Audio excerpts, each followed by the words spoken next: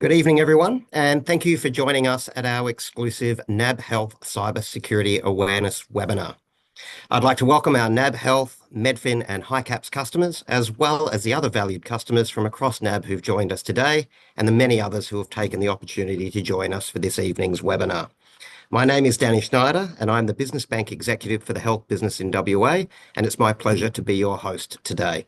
Before we begin, I'd like to acknowledge the traditional owners of the country on which we meet. I acknowledge the Whadjuk people of the Noongar nations, the traditional custodians of the lands on which our office is located and where we meet, work and learn. We pay our respects to the Whadjuk people of the Noongar nations elders past, present and emerging. I'd also like to acknowledge our Indigenous customers and colleagues who join us today. Please note that this evening's event has been accredited for 1 hour of continuing professional development for medical practitioners, dental practitioners, pharmacists and allied health professionals. After the event, you will receive an email containing your certificate of completion and you can upload it to your CPD home. We know that healthcare businesses are facing an increasing threat of cyber risk. We recognise the importance of supporting the sector and the need for a collaborative approach to cybersecurity. NAB is committed to helping our clients stay safe. Our team here at NAB work closely with healthcare businesses to build an awareness of these risks to help keep cybersecurity front of mind at all times for our clients. So today we'll provide you with an update on the cybersecurity environment with some examples specifically seen in the healthcare sector. We'll be covering invoice fraud, social engineering, ransomware, business email compromise and safeguards. We will also run a live Q&A at the end of the presentation, so please feel free to input your questions as we go. I'd also like to introduce our expert presenter, Winston Lewin-Smith. Winston is a cybersecurity specialist with a human-centric focus. As a cyber fraud security educational professional, Winston is passionate about educating and empowering NAB's customers, colleagues, and the community to keep them safe whilst online and in the physical world. Winston has a Master of Cybersecurity and over 25 years in information technology, sales, and marketing. Winston's regularly requested to provide subject matter expertise on security culture and human risk. Over to you, Winston. Thank you, Danny. I appreciate the introduction. If we're in a big room, I'd be asking everyone to give it an applause. So let's just imagine that there's a big virtual applause going on here as well. In fact, if people can find there we are. If people can find the react button, then we can have some real applauses come up the screen. Fantastic. I hope you can see those, Danny.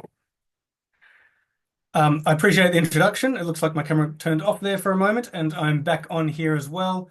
I'm just going to share my screen and bring up some slides so we can kick off the presentation here today. I do appreciate the introduction. I really appreciate that people are taking time out of their schedules, even out of their evenings. It could be family dinner time, could be all sorts of things right now, to take some time, to really invest in yourselves, not just in a business sense, but also personally, because so much of what you can learn here today, you can take home and apply there with friends and family as well. And so I'm here to help educate you on the human risk, right? On keeping people safe online and in the physical world. So my name is Winston Lewin-Smith and I'm a senior consultant in NAB's Group Security, Culture and Advisory team. And where do I fit in at NAB? So I suppose, it's not everyone would expect to know that NAB has a really large security team like most big banks do. And there are tons of really intelligent, smart, technical people that work around the clock protecting against physical attacks, protecting our products, against cybersecurity threats, protecting our money and our data and so on. And they work around the clock to do that. The thing is, though, is that from a cyber criminal's perspective, why would you attack a well-guarded network when you can attack a person instead? And so we are seeing, for a long time that humans are hacked as well. And so when humans are attacked, humans need to know how to identify and respond to the threats accordingly. So a couple of caveats before we begin the presentation today. The first is, I hope you don't think I'm just being doom and gloom. I do like to go through the threats that we face. I don't want anyone to get too scared, but I do think a little bit scared is good. I think a little bit scared means that people are going to take more action as well. So I think that's okay. I hope you're okay with that as well. The second thing is that it's likely that you have heard of or know some of these things already. And that's okay. Even in your business, some of this stuff you might already do, and that's great because then you can pay attention and tick off the things and say, this is great, these are the things that we're doing. And also, I hope that you take away a couple of aha moments. In fact, I hope everyone takes away a couple of aha moments from this presentation that can help you and you'll better protect you and your business and your friends and family as well. I'll give you an example. I love this example because I did a presentation like this a while ago now, but I had a customer reach out to me afterwards, or reach out to the banker and then to me saying, thank you for that presentation. Because of that, we saved sending a scammer $450,000. Now, I thought that was fantastic. It put a big smile on my face and it put a big smile on my boss's face. But even better, it put a big smile on the customer's face. And they were really happy that they had paid attention and done the right things as well. So I hope that you can walk away with an aha moment. I hope you don't have a scenario where that happens. Unfortunately, so many of us do. And if I asked anyone to raise their hands to see if they've been impacted by scams or know anyone who's been impacted by scams, I'm sure many of you, unfortunately, would be, as I would be as well. So please interact in the session. You can ask questions throughout. I will leave some time at the end for questions. If I have the time, I will answer as we're going. I have the little question box open, so please feel free to use that. And also use the interact button. There's a button that says react. I do appreciate that. It shows me you're paying attention. It's a very one-way conversation, this, so I love to be able to actually see reactions as well. So I see a thumbs up happening. Can I get some other reactions just to see that we're paying attention? There we go. What else can we do? Can we see any little party horns or smiley faces? There we go. Oh, heart. Isn't that lovely? Okay, fantastic. Thank you so much. This is great. I love to see that because that way I can see people talking to me. A laughing face. Am I that funny? Hopefully funny to look at. Right, so we will talk about the cybercrime environment. We're going to talk about the top threats that we face, safeguards and reporting, and then obviously, like I said, some time for questions at the end. Now, if I was to ask the audience, if you had scam happen or been in a data breach or know anyone who had been, I'm thinking most of us can say yes, as I said before. In fact, if you look at the news over the last while, there are so many different events that are occurring. Most of us are probably have been in one of these. I'll give you a story. I got an email, I think it was the 17th of January from Medibank saying, you've been in our data breach. And I rang them and I said, I'm a little interested in this. Can you tell me, first of all, what information of mine was in the data breach so I know what action I need to take? Obviously, we all need to do that. But the second thing I asked was, can you tell me why I was in your data breach? Because I'm not even your customer. And they responded, oh, well, it's because we got a quote from you years ago and we still have your data. So unfortunately, so many of us, even through no fault of our own, can even fall through these sorts of data breaches as well. Now, nobody wants their company in the news like this as well, but unfortunately, it sort of can happen to anyone. And so we all need to be prepared, and we also need to have, the systems and processes in place to help our people better protect themselves and our business. Now, it is large scale problem. Okay, this impacts all industries, and what we do know is that healthcare is in the top 5 industries targeted by cyber criminals, right? Knowing this is really important, okay? We know that healthcare information, health data is data that is juicy for the criminals. They like to pursue that data. There's a fair bit of money that moves through. There's merchant facilities. There's a whole heap of different targets, or we call attack surface, when it comes to healthcare targets. Okay, there's in hospitals, there's lots of machines and IoT, we call it, devices. So the technology points all throughout the hospital that might be connected to the wireless network and so on. So it's really important to have a think about that.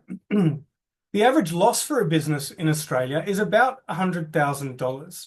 Now, I've got to express something here that's just the dollar figure, and it might not even include ransom payments as well that might be incurred. But when we do talk about the other costs to business, it's really important to take them into consideration. For example, there could be loss of business or job opportunities. There can be identity theft, the reputational damage that can occur. And if you just cast your mind back to the story I told at the start, where an education customer had done a few right things, and the employee did the right steps and saved sending a scammer $450,000, imagine how good that employee felt. Conversely, imagine the psychological impact and well-being impact on somebody who had sent that 450 or other amount of money off to a cyber criminal, potentially lost that for a business. It could be crippling, let alone the other impacts as well. And so these things are absolutely vital to take into consideration while we talk through this. Now, reports happen super regularly, and what we do know is that the majority of breaches do involve that human element. This is why I'm here. This is why I'm here to talk about the human risk and what we can do as humans to make a difference. Because once that email hits your inbox, once that phone call gets through to your colleague, once an SMS reaches a team member, then sometimes those technical controls that we talk about, the rules and email filtering and firewalls, they can be out the window, and it's just our human ability to react accordingly that we need to think about. So let's step back for a moment. Who are the cyber criminals? What do we face these days? Now, if I asked you, and I do this regularly as an audience, what do you think of when you think of cyber criminals? I ask this regularly, and because news and media have portrayed this for so long, a lot of people say this. That lone wolf sort of scenario, maybe in their mother's basement, maybe pizza boxes and Red Bull cans strewn behind them. And maybe this lone wolf here is too busy hacking NASA to worry about me and my business. Unfortunately, of course, most of us these days know that the reality is a lot more sophisticated. We're talking about for-profit businesses that operate like a proper going concern, okay? KPIs, sales targets, meetings to improve their scammy processes. In fact, it's even been reported of them having graduate programs, some of them having graduate programs targeting top performing students straight out of university. So we do face a sophisticated opponent, and we need to understand that because the barriers and boundaries that might have protected us in the past no longer do. If we're on the internet, if we have a phone, we are a target, okay? And we need to understand that. Excuse me. We are merely a business prospect for the criminals. They have no consideration for our personal circumstances or our business circumstances, and they do it because, as you saw before, it is profitable to them. Now, quick side note, by the way, this is not a real cybercrime den that you can see there on your screen. Excuse me. This is it's just an image from the internet. So please, if you recognize someone there, please don't ring them and say Winston called you a hacker. Okay, it's just an image from the internet. But it does illustrate, of course, the point that I'm talking about the sophistication. Structures, hierarchy, staff who swipe in, and so on and so forth. Now, these criminals all attack us for different reasons, and there are whole sorts of different actors, and our threat intelligence team here at NAB do lots of assessment of the types of attackers that might attack us, and they might have different reasons. They might be ideologically motivated, they might be espionage motivated, organized crime. You know, for health sector, there's a lot of the targeting for ransomwares or trying to get finances out of it because of the dollars moving through as well. But there are even malicious insiders or employees because of the data that's available. It is valuable data as well, so financially motivated as well. However, the reality is that regardless of who's attacking us, we just want to know how best we can protect ourselves from them. And so whilst I go through this presentation, I want to keep this motto in mind: stop, check, protect.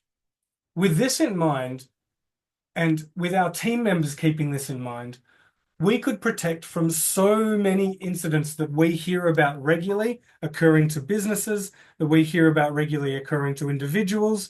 And we really want to make sure that this motto, stop, check, protect, is shared as widely as possible.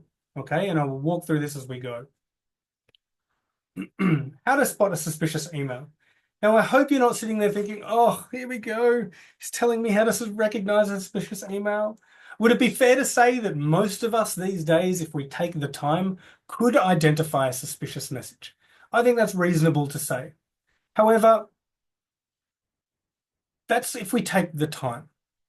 So what I want to do is I want to walk through something here, because if most of us could identify it if we take the time, how is it then that cyber criminals can get reasonable people to do unreasonable things?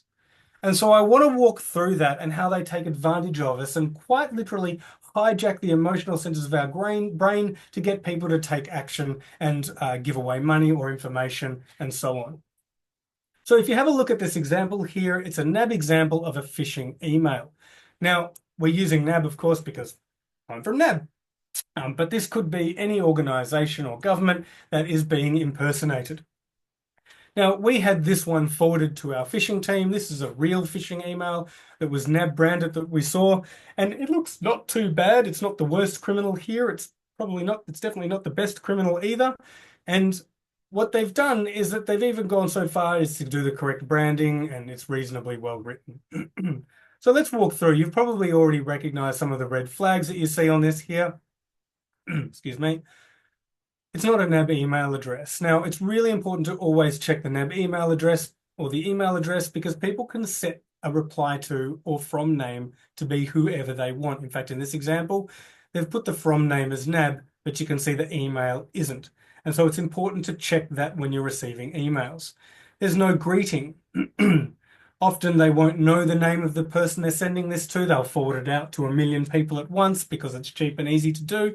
And they'll say, dear user, dear customer, dear email address, or so on.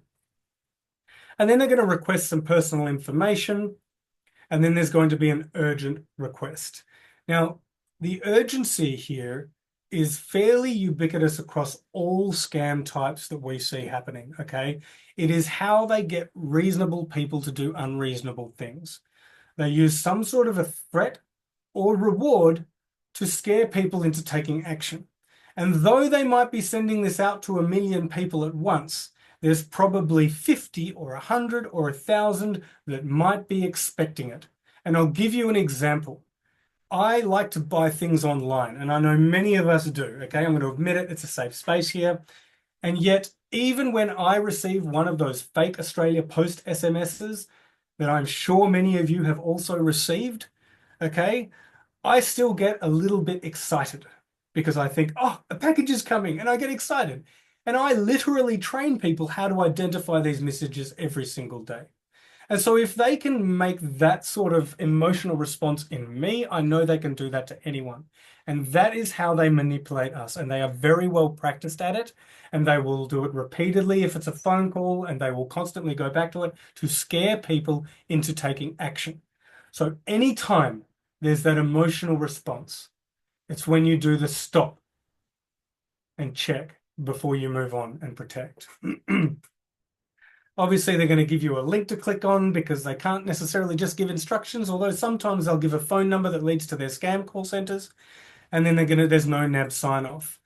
Now, expert tip is always to hover before you click. We highly recommend that. QR codes. Has anyone seen QR codes? We've all seen QR codes in life. We see them in restaurants. We see them on parking meters. We see them when we add our TV to our streaming service, okay? These things are all over the shop, but they are still a link, and they are and can be related to highly secure things. For example, recently we've seen people using QR codes. If anyone here, for example, uses online chat like WhatsApp or Telegram or Signal or any of those sorts of things, convincing people to scan a QR code to add a criminal's computer to their WhatsApp or Telegram or whatever it happens to be account. Now imagine if somebody sent a QR code to someone saying, here, scan this, it's for something else, and a person scanned it and logged in, they've now given someone access to something that's quite private and important and could result in some pretty serious impersonation. So please treat every QR code with the healthy dose of skepticism they deserve. Of course, be realistic and discerning. If you get a business card from someone you know and trust and they've used a QR code because they're convenient, then you can probably trust that, right? Yet you need to be discerning about the places where you might not trust it, especially online. Now, often credential phishing will happen. So if a person does click on a link like this, it's going to go to a website where they're trying to steal a username and password. Now, we know this is not a NAB site because if we look closely, we can see that it's not a real NAB domain. It's important always to check the domain. In fact, I would go so far to say is if you can, just avoid clicking a link in the first place.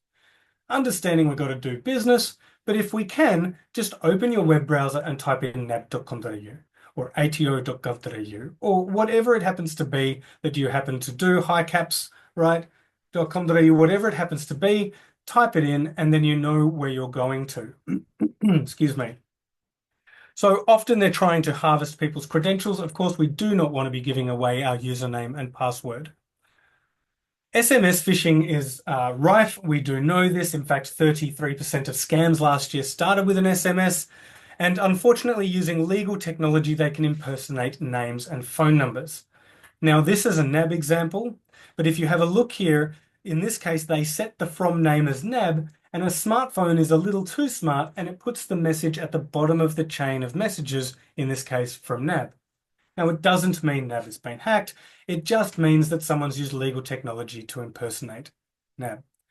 Now, what we've done to work to counteract this is work hard with the telecommunications companies to protect NAB's name and numbers, but I must stress that it's not perfect. And of course, it's not only NAB that's impersonated. It could come from ATO, could come from a telecommunications company, or it could come from Mum. Please remember that. It's really hard to protect the name Mum because there's a lot of mums out there, right? So what NAB has done to help work with this even further is we just stopped sending links in unexpected SMSs.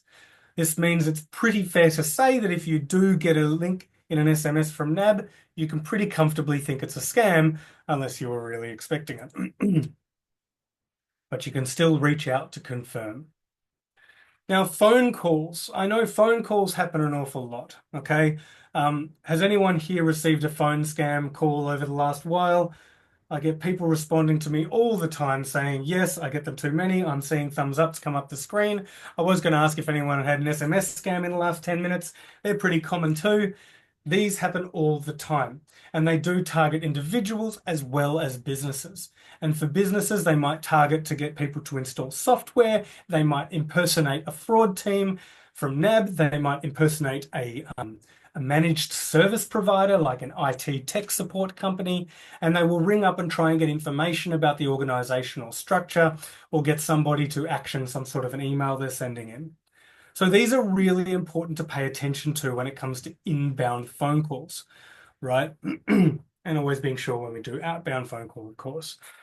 First of all, NAB's not going to call someone and ask them to transfer money to another account to keep it safe. It's safe where it is, okay?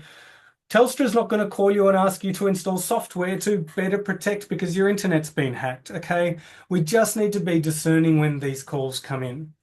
And additionally, these can often result in what's called remote access, which is where they try and get access to our computer by getting us to download some software. For example, they might pretend to be NAB fraud and say, I just need to help you put in some protection to better protect your account. And they will say, great, download or use Quick Assist or download some remote access software that's commonly known. Give me access to your computer. Fantastic. Thank you. Just log into your banking for me, sir. Thank you so much. Fantastic, madam. Now let's just have a look here and the money starts to flow out. So just to make sure that we are really conscious of that can happen. The other thing that they can often do is they will try and get people's security codes. So they will ring somebody and they will say there's been suspicious activity on your account.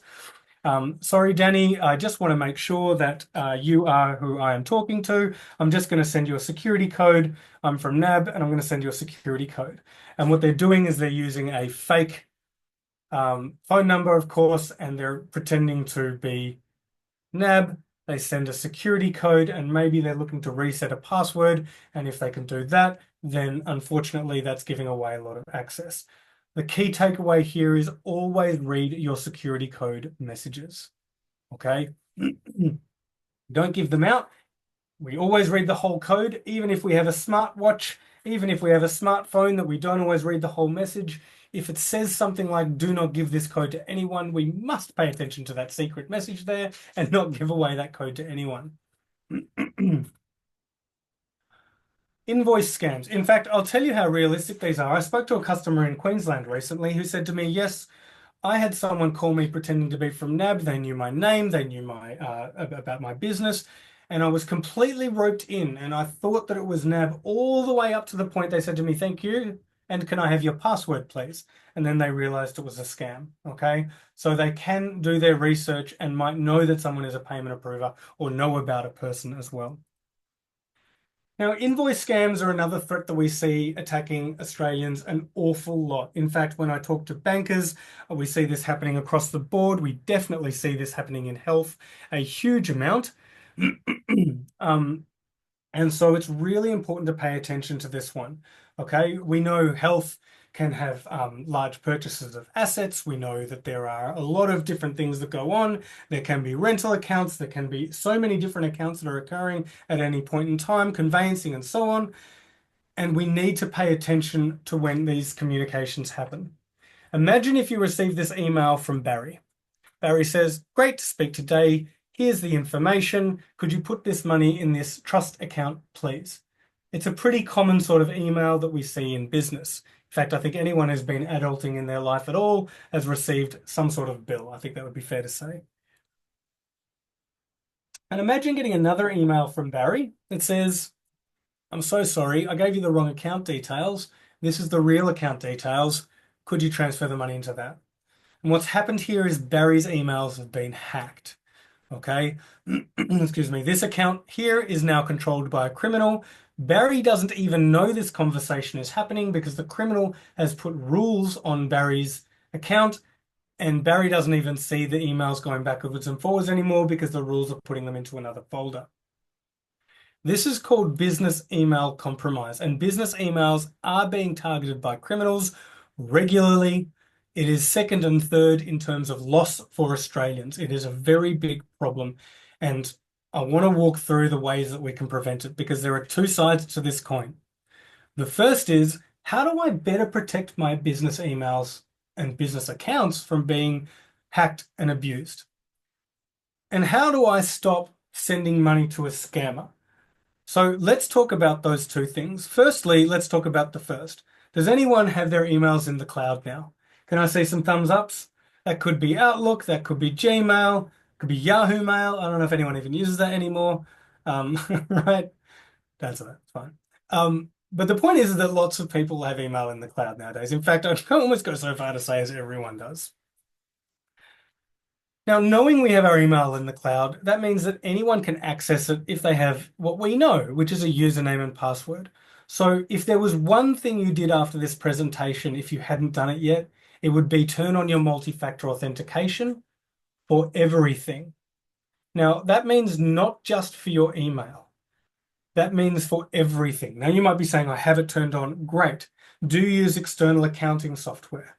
Do you use external customer relationship software? Is there external health software that you might use either to upload or share data? Is there social media accounts associated with your business? Or are there even personal accounts tied to those social media accounts? It's absolutely vital to think of all of these when it comes to protecting your system. So multi-factor authentication, I do hope everyone knows what that is. Something is, like a username and password, that's a factor. Something that you have, like that annoying code we get through to our phones, that's another factor. Or something that you have, like the thumbprint or face ID that you do on your phone is something that you are. That's another factor too. So also make a habit of checking your email rules and being aware of these suspicious messages as well. Now, the other side of the coin I talked about is this. And I give this advice to my mum, my dad, friends and family, and corporate institutional customers alike. Everyone gets this advice. And that is stop, check, protect. Okay? If there's a request comes in, stop. Reach out and check. And I want to talk about the reach out here for a moment. I spoke to a lady recently who received an email like this. In fact, it was a payment approver in the business, received an email like this. The director rang them and said, "Before I approve this payment, can you just tell me if you verified this on the phone?" Payment approver said, "Yes, I did. I got the story 2 weeks ago." Okay.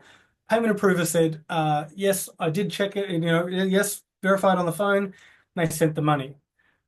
30 days later, 60 days later, which is a long time when it comes to scams, the person who was receiving the money said, "Hello, where's my money?" Now, after they did some digging, they realized this.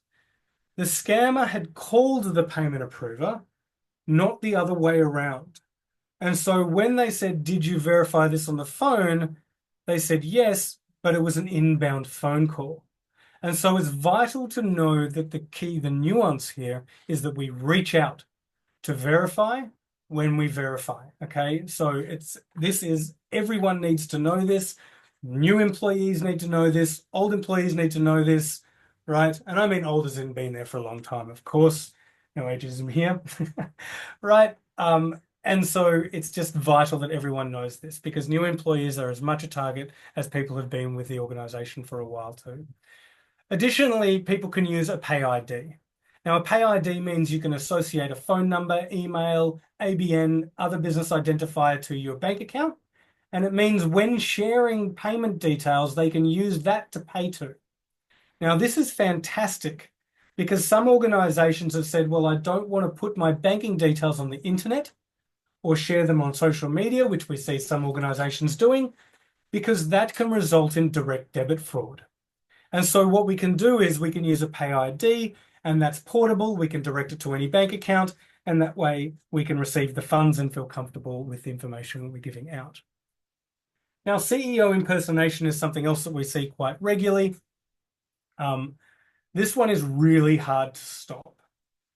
Now, I don't know about you, but has anyone seen this? And every time I talk to an audience, people are raising their hands saying, yes, we've seen this. Someone impersonating the boss, trying to get someone to transfer some money or buy gift cards and so on. But if I got an email from Andrew Irvine, NAB CEO 3117 @gmail.com, saying, could you make a transfer for me? I'm going to think that's a bit suspicious. Why? Because he usually calls me. You know what I'm saying? No, he doesn't call me. Actually, though I have met him, is lovely, but he doesn't pick up the phone and ask me to make transfers. The point here, of course, is that we need to be careful because anyone can go and start up one of these, like a Gmail account, and send an email to someone. And they will know who the payment approvers are. They might know who the new employees are. They might even know that the boss is away at a conference. And so they can craft a legitimate sounding email that says, hey, I'm away at the moment, as you know. My batteries run out on my work computer. I'm just trying to make a quick transfer. I'm about to walk into a meeting. I need this done urgently. All right, these things happen. It's important to have approval requests for executive payments must be done appropriately. Now, malicious software is something I'm going to finish up on. Very similar to phishing emails, but it's where they're trying to get us to download and run something. Now, that could be an executable file. It could even be Microsoft Word macro or Excel. Has anyone used Microsoft Word or Excel in the last couple of days? Of course, it's really important to make sure that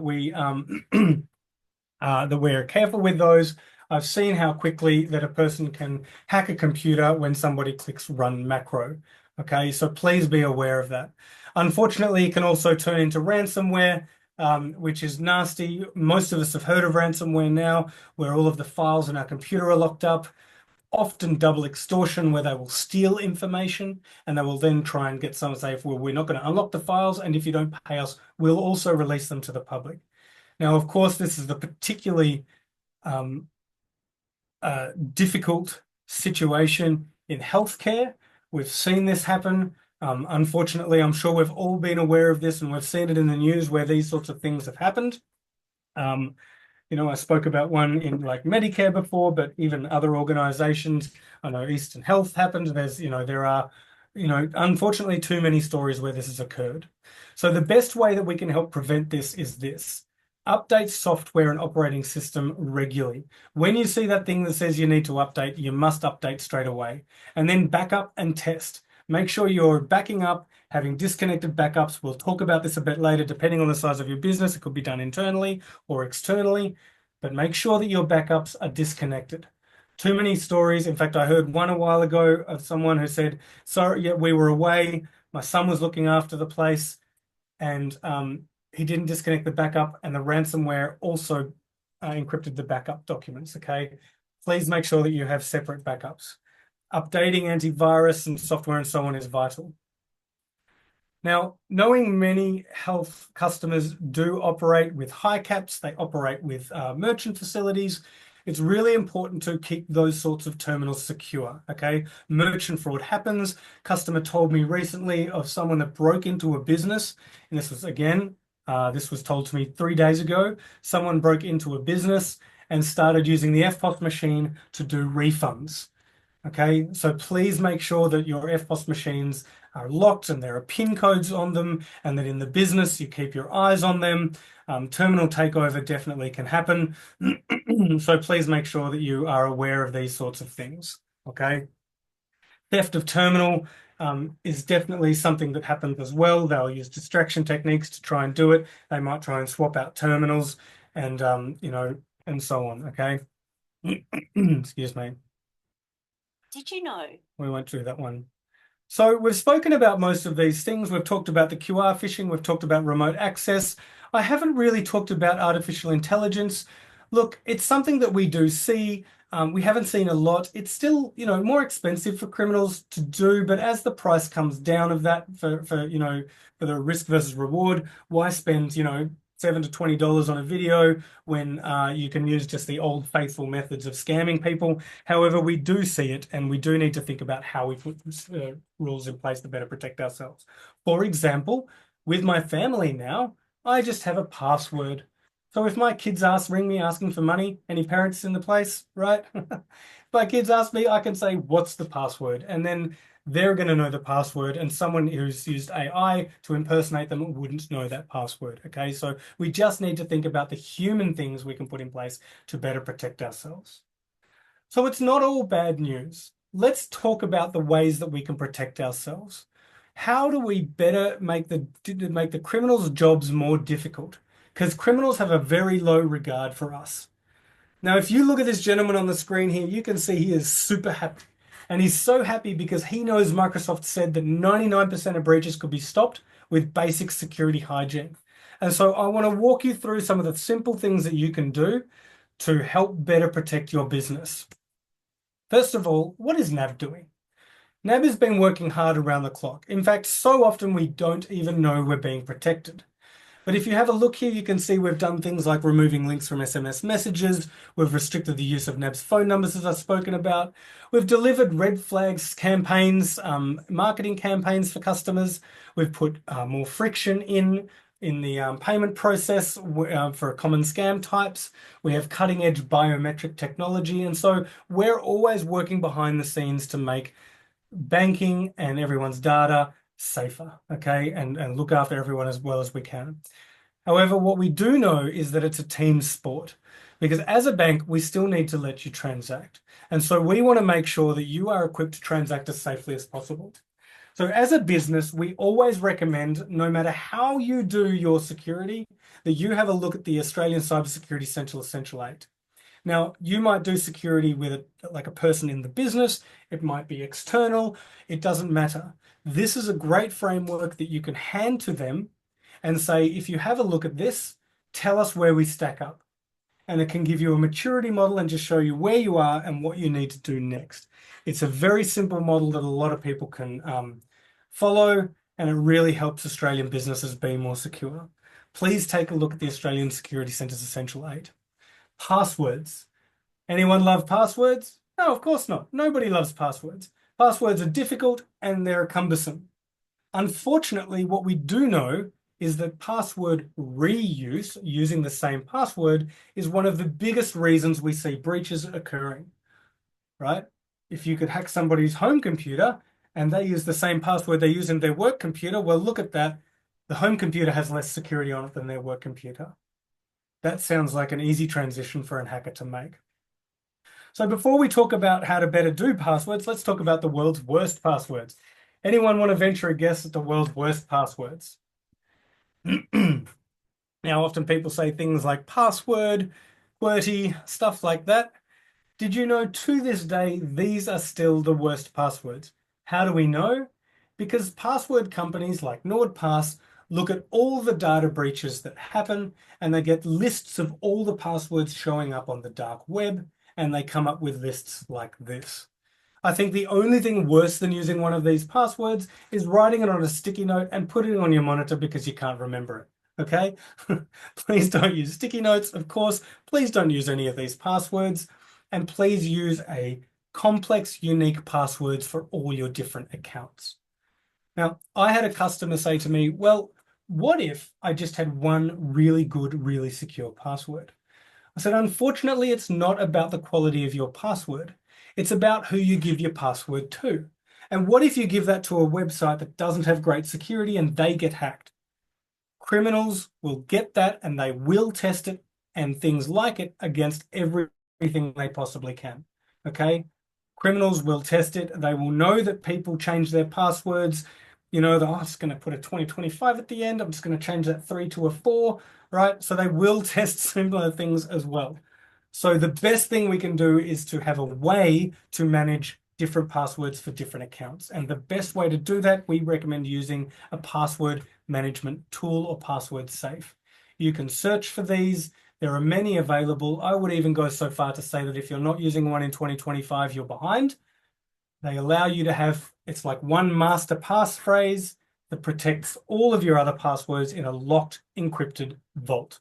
My kids are 11 and 12. They use it. They've never even known any of their passwords. Highly recommend using a password management tool. Okay. It creates random passwords for accounts, and that will help you better manage passwords for yourself, your business, your family and friends, and so on. Okay. So please look at password safe.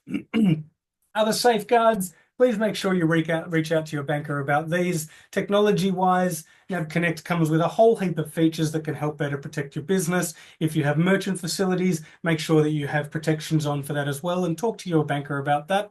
People-wise, please make sure that you discuss, the suspicious messages with people, use different passwords for different accounts.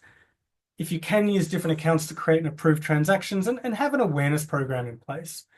Process-wise, please validate new accounts. Now, I spoke about this. This is that whole stop, check, protect. New accounts, changes to payment instructions by calling a known or publicly listed phone number. When I bought a new car, it was from Volkswagen. I still rang on the public website's phone number, their reception, and said, I just want to check your bank details.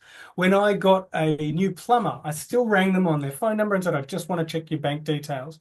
These things, it's just a vital 30 seconds we need to do in life to help better protect ourselves. Make sure that there's an agreed process in place for making payments for executives as well. Of course, if something does occur, if you notice something suspicious on your accounts, it is vital to report immediately. Please make sure that you are reporting straight away, excuse me, because it can take a number of weeks to resolve, and the faster you report it to us, the faster that we can take action to look and to contact the next bank that they might have transferred the money to, who might then need to contact the next bank, and so on and so forth. Okay?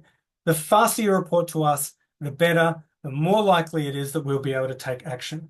Of course, with scams, unfortunately, there's no guarantees, and so please reach out straight away. And even if you're not happy with the outcome of fraud or scam cases, you can always raise it internally to have it reviewed. And even if you're not happy with that outcome, you can even take it to the complaints authority as well. Okay, so there are avenues if you're not satisfied with the result.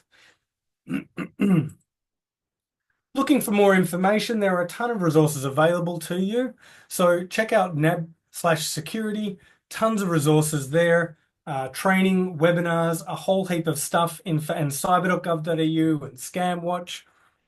NAB/security is great. Okay, there's a webinars for personal bank customers. We do this webinar for a more broader audience as well, less focused on healthcare as well. We have security alerts for businesses. It is totally worth checking out. And you can recommend that your team gets on there. You can recommend that your friends and family get on there as well. It's incredibly popular too. Now, I do want to talk about this quickly because I think it's really important. At Group Security at NAB and NAB itself as well, we take our customers' security to heart. We really want to do what we can to help our customers better protect themselves while we're working behind the scenes to do everything that we can too. So in group security, we've gone and done some, it works with some partnership offers with Microsoft where people can get a free cybersecurity assessment, which is fantastic. And also we worked with CrowdStrike where we prepaid for a bucket of licenses to give away for free to NAB business customers. Okay, so this is for small to some medium customers as well. We have just expanded the offer to health, so you're really lucky. What it means that if somebody wants to get CrowdStrike, which think about it like advanced antivirus, okay, it's an award-winning software that helps protect against ransomware, data breaches, and other things like that. No obligations to continue, but we've prepaid 1 year license free for our customers. If someone just took 5 devices, that's like PC and mobile, that'd be $450 that we paid for them for their first year. No obligation to continue, but if you did, there's a discount for the second year we negotiated as well. If somebody did take the full 150 devices, which is the max we do per customer, that'd be worth more like $9,000 US. Like it's a fair bit of money that's available as well. But please check out the terms and conditions on the website there so you can understand it and make sure that it's appropriate. But if you are interested in that, please reach out to your banker. They know how to help you get the code that you need to take advantage of that. Finally, the top 5 to-dos. Look, I hope you've got a couple of aha moments that you can walk away with this for your business to better protect yourselves. Please take a look at that Australian Cybersecurity Essential 8. When I spoke about that to a large accounting firm at one stage, they actually said to us, yes, thank you for that, because we realized that our backups weren't being done properly, okay? So please make sure that you actually do pay attention to those things and look through it. And they weren't even doing it themselves. It was a managed service provider. Look at multi-factor authentication and segregation of duties. Make sure your backups happen even when you've got 150 tabs open and you don't want to do it. If you see the icon that says to update your software, please update it immediately. Okay, if I told you how often your vulnerabilities are released, that's going into the too much scary area. Okay, we need to update our antivirus and operating system regularly to help with that. And then teach your team. Okay, talk to your team, invite them to our webinars, keep the conversation alive as much as possible. And if you do talk to your team, how about working with this one to start? Okay, stop, check, protect. That motto could save so many people so much pain and heartache and finances. And if we can just better protect our Australian businesses and businesses around the world even, then we can make the criminals just move on and not pay attention to us anymore. And I think that would be an ideal outcome for everyone. So I really appreciate everybody taking some time out of their evening to have this chat with us tonight. I'm going to open up the floor for questions. I do hope that you've got some great questions and interaction. I've seen some great interaction happening already. I do hope that you take away the stop, check, protect and teach it to your friends and family and business customers alike. And I'm going to bring Danny back now as well. Thank you, Danny. Thank you very much, Winston. Certainly a lot of content covered in a short period of time. In terms of looking at the questions coming through, just waiting for a few more at the moment, but did have one just to sort of start you in terms of some of the stuff that I think people will be interested in. And the first one is quite an interesting one, particularly where we're looking at a combination of business sizes, whether they be small or large, with the question being, how would you suggest embedding cybersecurity culture in an organization? Oh, that's such a good question. And that's exactly what we do. And it can be sometimes a big ship to steer and take time to change, right? These things. And it really comes down from practicing what you preach, right? That sort of stuff has got to come from the top. And it's got to be, the bosses sending around, the communications, endorsing any security. If there's a security team that says we want to do these things, the message needs to come from the executives. Often the security teams in organizations, depends on the size of the organization. But me being an IT geek, sometimes people don't pay attention to me. But who I can tell you that they do pay attention to is the executives. Okay, so that can make a real big difference in helping influence the culture. The other thing is that I always recommend is making security non-pecuniary. And what I mean by that is making sure that reporting and doing the security processes isn't going to land anyone in trouble. So if someone does do the wrong thing, and so often we see that the wrong thing isn't even on purpose, it's a mistake. And making sure that people feel comfortable reporting if they've done the wrong thing can really help uplift that culture and make people feel comfortable actually doing it. And if people feel comfortable, they will continue doing it and that will help, and other people will do it as well. So as long as we're educating people, getting them involved, teaching them the steps they need to do from day one, then that culture will build in our business over time. Excellent. We've had a great question just come through, particularly in reference to social engineering, whereby you're using an external third party like an accountant or a bookkeeper who regularly accesses your data and systems. What do you think you can do in terms of protecting against that, particularly if it's like a large external firm where they have lots of staff that may come or go? Do you suggest setting up passwords in relation to that?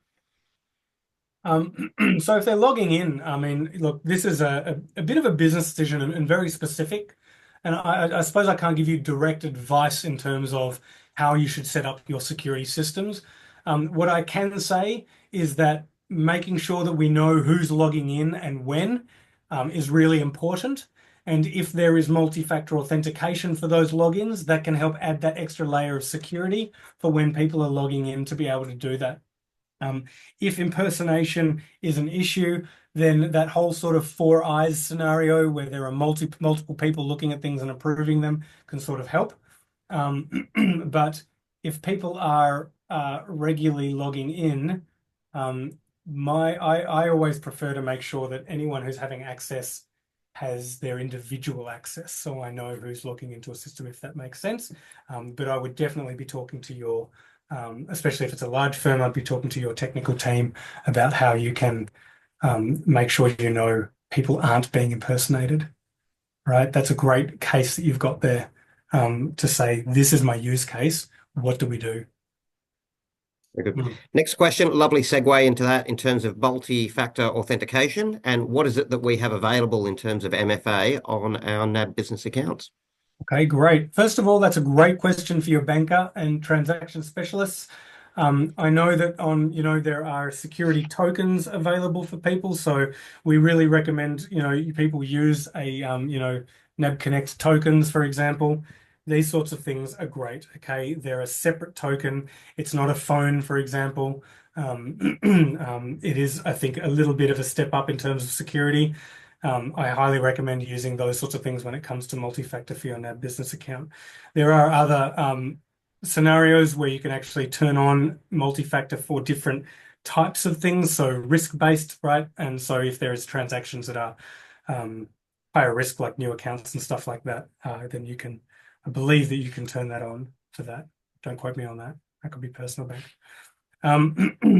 What I do recommend is that if you do have those tokens as well, is that the people who have them are additionally prepared not to give out those token IDs to anybody, because it might not have the message with it that says do not give out this code to anyone. Okay, so anyone that has access to a token needs to make sure that they understand how to use it safely. Very good. And we do have a couple more questions in there. We've got a little bit of time, so I'll keep if pushing any of on. the bankers want to add to that in live or type an answer that's additional to that, please feel free. Sorry, Danny, go on. No problems. This is an interesting one as well. It's just popped up, so I'll run with that one. It says, what role does AI and machine learning play in part in fraud protection? Is NAB investing in this space? Yeah, so the short answer is that, like everyone, AI is a burgeoning industry and it's exciting and it's big. Our adversaries are using it. Okay, we do know that, the adversaries are using it. And the reality is that, to stay present, you have to, right, look at it as well. So yes, NAB is looking at AI and investing in AI. Like I said before, we have the cutting edge biometric technologies. I'm not saying that's necessarily AI, but it is very cool technology that can detect if it's not a person using the device and some really cool sorts of things like that. Yes, we are investing in it. It does definitely play a part. And from an adversary perspective, they are using it to attack regularly, and they use that to attack all businesses. That's why phishing emails are getting better as well. So it's definitely worth paying attention to as well. So it plays a party in fraud protection and scam protection. It plays a party in, cyber security protection. It's definitely, it's big. It's big. Mm. And one last one, I think, as well. Just in terms of the password safe, you touched on this during the presentation. What's the likelihood of a password safe being hacked or breached in itself? That's such a great question. Only because I use a password management tool that personally, not at NAB personally, and I can't give any recommendations, that was hacked. Okay, they were breached. And so I do understand this one. Fortunately, I have a nice, strong, secure passphrase that protects all my other passwords. It's going to take them way past many of my lifetimes to be able to hack. So that's a key thing here is make sure that you have a secure master password. The second thing is that password management tools, their one job is to protect your password, okay? And so the risk, of using a password management tool is it's better than using the same password for everything, because if that breaches, then you can lose access to everything as opposed to one thing. So using a password management tool, I say the risk versus reward scenario is much better. So yeah, look, it can happen. Nothing is perfect. But in terms of ease of use and security, our recommendation is to use a password management tool. Okay. The other thing to note on that is that they can't see the password. So even though it's kept in the cloud on the password management tools things, the vaults, they can't see my passwords. They're all encrypted on my device, if that makes sense.